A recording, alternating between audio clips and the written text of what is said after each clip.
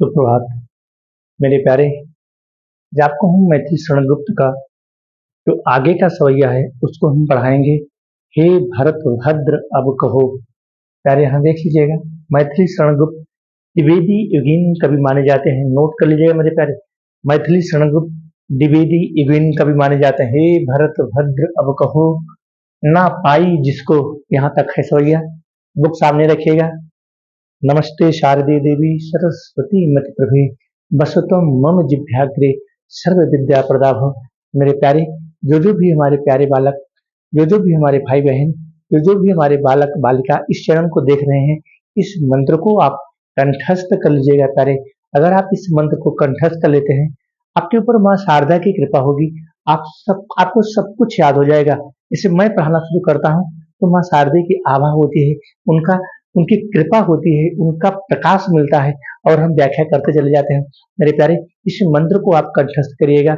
जो मंत्र मैंने बोला, नमस्ते शारदे देवी सरस्वती मति प्रभे बसतुम मम जिभ्याग्रे सर्व विद्या प्रदाभ।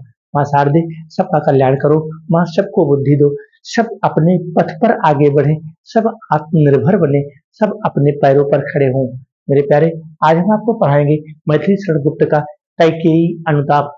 अणु मैंने बता दिया है आपको। अनु माने होता है पीछे, अनु माने होता है पीछे। अनु क्या है? उपसर्ग है। अनु क्या है? ये उपसर्ग है। और ताप माने होता है पश्चाताप या फिर पछतावा। कैकेयी को पछतावा। क्या कैकेयी को पछतावा हुआ था? उन्होंने भरत को राजगद्दी मांगी थी, भगवान राम को 14 वर्ष का वनवास मांगा था। अरे, मैथिली शरणगुप्त की जो काव्य रचना है मैंने आपको बता दिया है। इनकी जो काव्य रचनाएं हैं, द्वापर है, सिद्धराज है, अनग है, भारत भारती है। काव्य रचनाओं को आपको लिखना होगा साहित्यिक परिचय में। द्वापर हो गया, सिद्धराज हो गया, अनग हो गया, जयद्रथ बध हो गया, और बक संहार हो गया। और इसके बाद इनकी रचना है यशोधरा है, साकेत इनका महाकाव्य है, जो मैंने आपको वीडियो प्यारे बना के अपलोड कर दिया है। साकेत में 12 सर्ग हैं। साकेत वैदर्भी गीत काव्य में लिखा गया है। साकेत प्रबंधात्मक शैली में लिखा गया है। साकेत में मर्यादा पुरुषोत्तम भगवान राम की कथा का वर्णन है।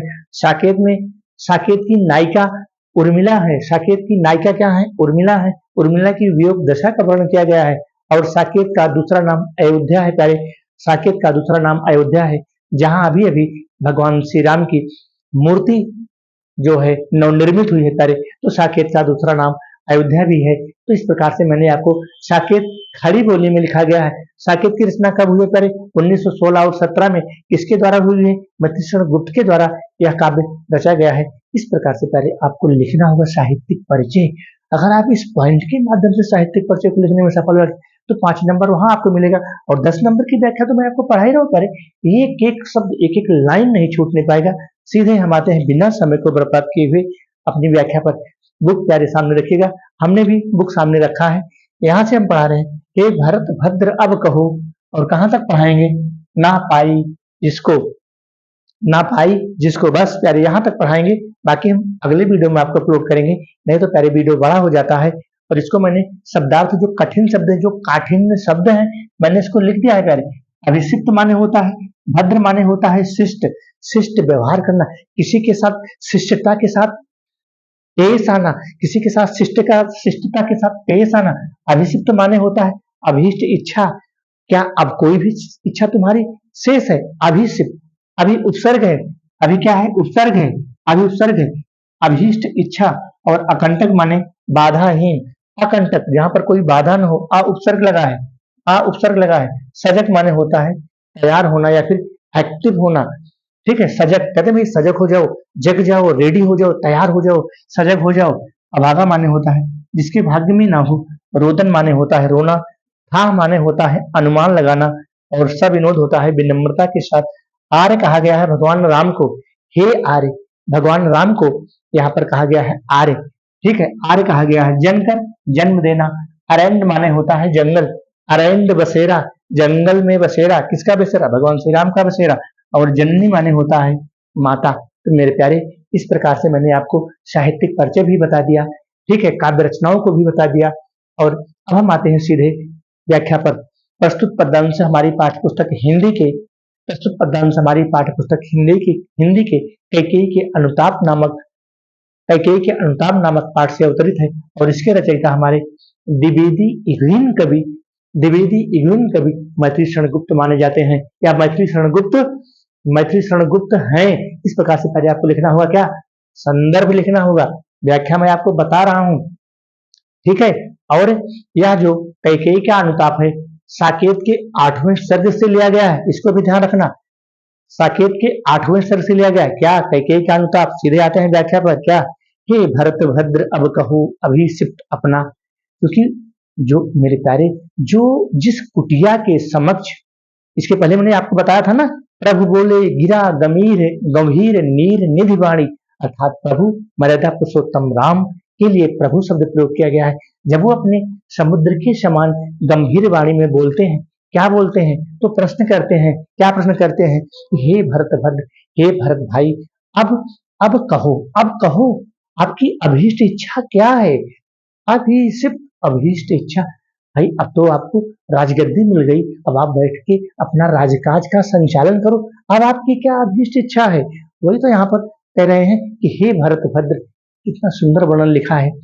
गुप्त जी ने कितना सुंदर वर्णन लिखा है। हे भरत भद्र अब कहो, हे भरत भाई अब आप अपनी अभीष्ट इच्छा को बताइए, आप अपनी अभीष्ट इच्छा को कहिए।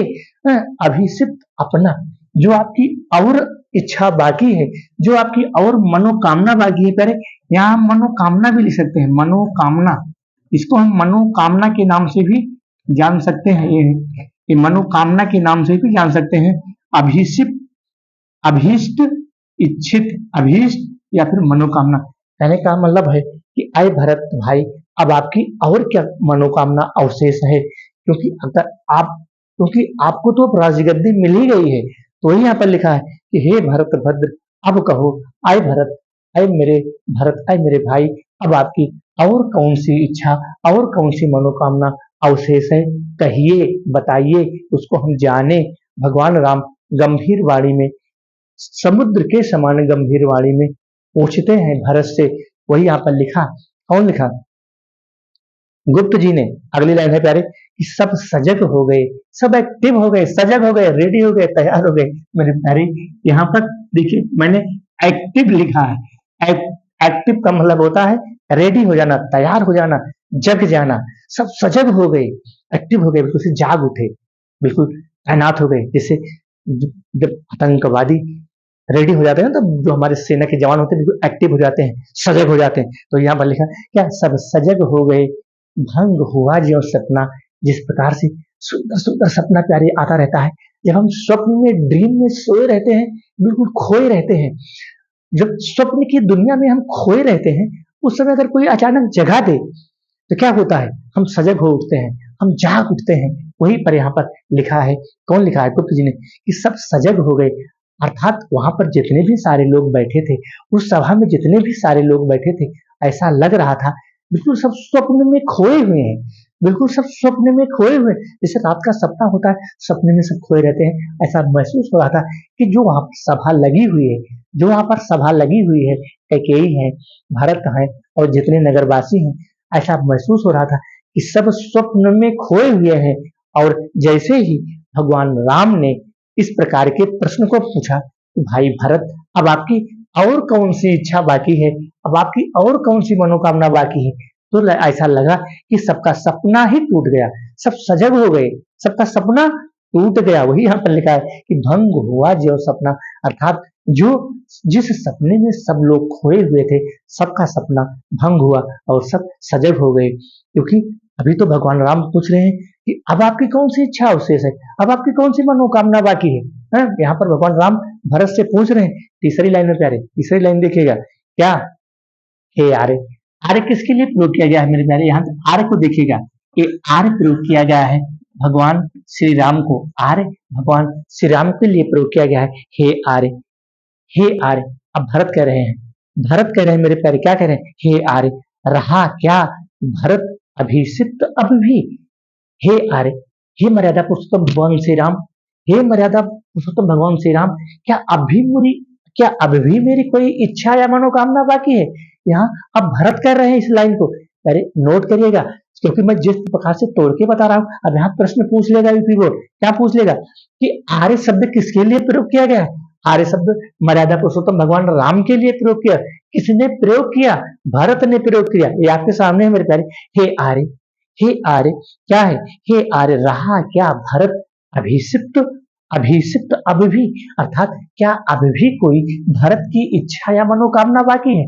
अब भरत प्रश्न पूछ रहे हैं कि हे आर्य, हे मर्यादा पुरुषोत्तम भगवान श्री राम, धन्य हो, हे मर्यादा पुरुषोत्तम भगवान श्री राम, क्या अब भी मेरी कोई अभीष्ट इच्छा या मनोकामना बाकी है? भरत कह रहे हैं, क्या कह रहे हैं कि मिल गया अकंटक, मुझे तो अकंटक अर्थात बाधा रहित राज्य मिल गया। भरत कह रहे हैं कि अय मर्यादा पुरुषोत्तम भगवान श्री राम, अय मेरे भाई, मुझे तो अकंटक अर्थात बाधाहीन अकंटक मिल गया, अकंटक राज्य। उसे जब तब भी अर्थात जिसको जिसको बाधाहीन अकंटक अर्थात जिसको बाधाहीन राज्य मिल गया, अब उसको कोई और उसकी कोई इच्छा अवशेष ही नहीं है। यहाँ भरत के कहने का मतलब है मेरे प्यारे, भरत के कहने का मतलब है कि मिल गया अकंटक अर्थात जिसको बाधा रहित अर्थात बाधा से हीन राज्य मिल गया हो। अब आप ही बताइए कि अब उसकी कौन सी इच्छा बाकी हो सकती है, अब उसकी कौन सी और मनोकामना हो सकती है। अगली लाइन में आते हैं प्यारे, चौथी लाइन, पांचवी लाइन में, पाया तुमने तरु तरे अरैंड बसेरा। भरत कह रहे हैं कि पाया तुमने, किसने? भगवान मर्यादा पुरुषोत्तम श्री राम को कहा गया है कि पाया तुमने, क्या पाया? पाया तुमने तरु तरे, तरु माने होता है वृक्ष, तरु माने होता है प्यारे वृक्ष, यहाँ भूल गए थे लिखने को, आप लिख लीजिएगा, तरु माने होता है वृक्ष, यहाँ पर्यायवाची को लिखेगा मेरे प्यारे, तरु माने होता है वृक्ष, ठीक है। आया तुमने क्या? भगवान श्री राम को जंगल के नीचे अर्थात वृक्ष के नीचे ही तो बसेरा बना था, वहीं पर तो प्यारे अपनी कुटिया बनाए हुए थे, तो वही तो लिखा है गुप्त जी ने, क्या लिखा है कि पाया तुमने तरु तले अरण्य बसेरा अर्थात जंगल में, अरण्य माने जंगल होता है, जंगल में वृक्ष के नीचे जो आप अपनी पर्णकुटी तिनकों से युक्त पर्णकुटी को बनाया है, जहां पर आपने बसेरा किया हुआ है। ये भरत के कहने का मतलब है, क्या है कि पाया तुमने तरुतले अरण्य बसेरा अर्थात हे मर्यादा पुरुषोत्तम राम, जहां आप इस घने जंगल में वृक्षों के नीचे जो बसेरा पाए हुए हैं, तो फिर क्या होगा? रह गया अभिषिक्त शेष तदपि क्या मेरा, क्या मेरी अभी कोई मनोकामना है? मेरे प्यारे, यहाँ भरत के कहने का मतलब है कि आय प्रभु, आय मर्यादा पुरुषोत्तम राम, आप इस जंगल में वृक्ष के नीचे अभिषिक्त अर्थात इस जंगल में, अरण्य माने जंगल, इस जंगल में इस वृक्ष के नीचे आप बसेरा कर रहे हैं, आप अपना जीवन यापन कर रहे हैं। क्या मेरी अभी कोई इच्छा बाकी है? क्या मेरी और इससे भी ज्यादा कष्ट देने की इच्छा हो सकती है? वही यहाँ पर लिखा है, कौन? गुप्त जी ने, कि रह गया अभिषिक्त अर्थात मेरी अब कोई इच्छा बाकी नहीं है, मेरी अब कोई मनोकामना प्यारे बाकी नहीं है। ये किससे कहने का मतलब है? भारत के शेष तदपि क्या मेरा अर्थात मेरी अब कोई भी इच्छा शेष नहीं है प्यारे। इस लाइन को किसने कहा है? यहाँ पूछ लेगा कि इस अर्थात रह गया अभिषिक्त शेष तदपि, इस लाइन का किसने प्रयोग किया है? तो भारत ने प्रयोग किया है। वो यूपी बोर्ड आपसे प्रश्न भी यहाँ बीच में बना लेगा। तो आगे हम आते हैं, अगली लाइन है, तन तड़प तड़प कर तप्त तात ने त्यागा। तात माने पिता होता है मेरे प्यारे, यहाँ नोट कर लीजिएगा, ये छोटा छोटा हम भूल जाते हैं नोट करने के लिए। तात माने होता है प्यारे पिता, तात माने होता है पिता, तन माने होता है शरीर, तन माने होता है शरीर अर्थात पिता ने अपने प्राणों को तड़प तड़प करके त्याग दिया था, क्योंकि जब कैकेयी ने भगवान राम को 14 वर्ष का वनवास मांगा था, भरत को राजगद्दी मांगी थी, तो राजा दशरथ ने वचन दिया था ना, क्या वचन दिया था? किसी समय उन्होंने कैकेयी ने वचन मांग लिया था कि जब समय आएगा तो मैं वचन को मांग लूंगी। तो उस समय दशरथ को थोड़ी पता था कि यह जो दुष्ट चंडालिनी कैकेयी है भगवान राम को 14 वर्ष के लिए वनवास मांगेगी और भरत को राजगद्दी, नहीं तो अपने वचन का तो वही तो कहा गया है कि रघुकुल रीति सदा चली आई, अप्राण जाहि पर वचन न जाई। धन हो राजा दशरथ, उन्होंने अपने भगवान राम के वियोग में तड़प तड़प के शरीर को त्याग दिया, लेकिन अपने वचन का पालन किया। मेरे प्यारे, हम सभी लोग उसको पढ़ रहे हैं, जान रहे हैं कि रघुकुल, उनके पूर्वज हैं रघु, उनके पूर्वज हैं, किसके, राजा दशरथ के पूर्वज हैं। ये रघुकुल की रीति है कि प्राण चले जाएं लेकिन वचन नहीं जाएंगे। मेरे प्यारे यहाँ ध्यान दीजिएगा, मैं क्या कहना चाहता हूँ कि तन तड़प तड़प कर, तप्त, तप्त माने होता है तपता हुआ, बिल्कुल अंगारे के साथ प्यारे, तन तड़प तड़प कर तप्त हाथ ने त्यागा, अर्थात राजा दशरथ ने तड़पते हुए तड़प तड़प करके अपने प्राणों की आहुति दे दी, अपने प्राणों को त्याग दिया। हाँ, यहाँ पर प्रश्नवाचक चिन्ह लगा है, पर यहाँ ध्यान दीजिएगा, ऐसे लगा है। हाँ, हाँ का मतलब क्या हुआ? हाँ, हाँ का मतलब इसी अयस के हेतु जन्म था मेरा। और यश उपसर्ग लगा है। यश माने होता है, यश माने होता है यश की प्राप्ति, जो पुण्य मिले, जो अच्छे कार्यों के लिए यश की प्राप्ति होती है। अयस, अयस का मतलब होता है मतलब पुण्य कार्य न हो। अयस का मतलब होता है अपसय, जिसको हम कहते हैं मतलब कठोर कार्य, मतलब निकृष्ट कार्य, उसी को अयस कहा है। यहाँ पर क्या लिखा है कि हाँ, इसी अयस के हेतु, क्या इसी अपसय के लिए ही मेरा जन्म हुआ था। भरत के कहने का मतलब है इसी अयस के हेतु जनन था मेरा। जनन माने जन्म। यहाँ भरत कह रहे हैं कि अय मर्यादा पुरुषोत्तम भगवान श्री राम, क्या इसी अपसय के लिए, इसी निकृष्ट कार्य के लिए मेरा जन्म हुआ था कि मैं बैठ करके राजगद्दी करूं और आप वन वन ऐसे भटकते रहें, अब जंगल के नीचे बसेरा करें और मैं सिंहासन पर बैठ करके राजकाज का संचालन करूं। या मुझसे नहीं होगा। क्या इसी अपशकुन के लिए, क्या इसी अपसय के लिए मेरा जन्म हुआ है? क्योंकि यहाँ पर मेरे प्यारे भारत का भातृत्व प्रेम झलक रहा है। भारत का भगवान राम के प्रति भातृत्व प्रेम झलक रहा है। यहाँ पर करुण रस है, यहाँ पर वात्सल्य रस भी हो सकता है, क्योंकि यहाँ पर भातृत्व प्रेम की भाव को यहाँ गुप्त जी ने बताया मेरे प्यारे। और अगला है क्या कि निज जननी ही के हाथ हनन था मेरा। निज माने स्वयं, निज माने स्वयं, जो अर्थात जननी माने माता, निज माने स्वयं, अर्थात हमारी निजी माता के हाथ ही मेरा हनन होना था। हनन का मतलब होता है दुख देना, कष्ट देना, मार डालना, मतलब जान न निकले, हनन करना मतलब प्रताड़ित करना। तो यहीं पर यहाँ पर लिखा है गुरु जी ने कि निज जननी ही के हाथ हनन था मेरा। क्या मेरा हनन करना अर्थात मुझको प्रताड़ित करना, मेरी ही माता के द्वारा मैं प्रताड़ित किया गया हूँ। मैं अपनी स्वयं की माता के हाथों से प्रताड़ित किया गया हूँ। निज जननी के ही हाथ हनन था मेरा, अब कौन अभिषिक्त, अर्थात अय मर्यादा पुरुषोत्तम राम, अब कौन अभिषिक्त। और आर्य यह किसका, आर्य कहा गया है भगवान राम को, अर्थात अय प्रभु राम, मेरी अब और कोई मनोकामना, मेरी अब और कोई अभीष्ट इच्छा अवशेष नहीं है। वही यहाँ पर लिखा है अब कौन अभिषिक्त। और आर्य वह किसका, अर्थात अय प्रभु, अय मर्यादा पुरुषोत्तम भगवान श्री राम, मेरी अब और कोई मनोकामना, मेरी अब और कोई इच्छा बाकी नहीं है। क्यों कि संसार नष्ट है, भ्रष्ट हुआ घर जिसका, अर्थात जिसका संसार नष्ट हो गया हो, जिसका घर बेकार हो गया हो। मेरे प्यारे, यहाँ गुप्त के कहने का मतलब है कि भगवान मर्यादा पुरुषोत्तम श्री राम जानकी के साथ, अपने छोटे भाई लक्ष्मण के साथ जंगल में भटक रहे हैं, वन वन में अपना जीवन यापन कर रहे हैं। तो इससे बड़ा और कष्ट, अर्थात मेरा परिवार, मेरा संसार अब नष्ट हो गया है। यहाँ भरत के कहने का मतलब है मेरे प्यारे कि संसार नष्ट है, अर्थात जो जिस संसार को हम पिता ने बनाया हुआ था वह सब नष्ट हो गया है, सब नष्ट हो गया है। और क्या है, भ्रष्ट हुआ घर जिसका, जिसका घर भ्रष्ट हो गया हो, जिसका घर बेकार हो गया हो। और इसके बाद मुझसे मैंने ही आज स्वयं मुंह फेरा, अर्थात मुझसे ही आज जो नगरवासी हैं, जो वहां की प्रजा है, मुझसे आज मुंह फेर रही है। मुंह फेरने का मतलब है सब उधर को मुंह करे, कह रहे हैं कि भैया ये तो भरत बड़े भाई को वनवास करा दिया और स्वयं छोटा भाई बन करके राजकाज का संचालन कर रहा है। वही यहाँ पर गुप्त जी ने लिखा है, क्या लिखा है कि मुझसे मैंने ही आज, अर्थात मुझसे मैंने, अर्थात मैंने स्वयं भी और जितने सारे नगर के वासी हैं सब मुझसे अपना मुंह फेर रहे हैं। या मुझसे नहीं होगा कि मैं बैठ करके राजकाज का संचालन करूं और हमारे बड़े भाई मर्यादा पुरुषोत्तम भगवान श्री राम जानकी के साथ और छोटे भाई लक्ष्मण के साथ वन वन में, जंगल जंगल में भटके हैं और वृक्षों के नीचे, तरु के नीचे अपना बसेरा करे। यह मुझसे नहीं होगा। यहाँ पर भातृत्व प्रेम को गुप्त जी ने किस प्रकार से झलकाया है, इस प्रकार से प्रकट किया है प्यारे, इसको ध्यान देना। अगली लाइन है, प्रभु ने भाई को पकड़ हृदय से खींचा, ऐसे पकड़ लिया। मेरे प्यारे, यहाँ पर आंखों में आंसू आ गए। किसके? आर्य के। भगवान मर्यादा पुरुषोत्तम भगवान श्री राम क्यों?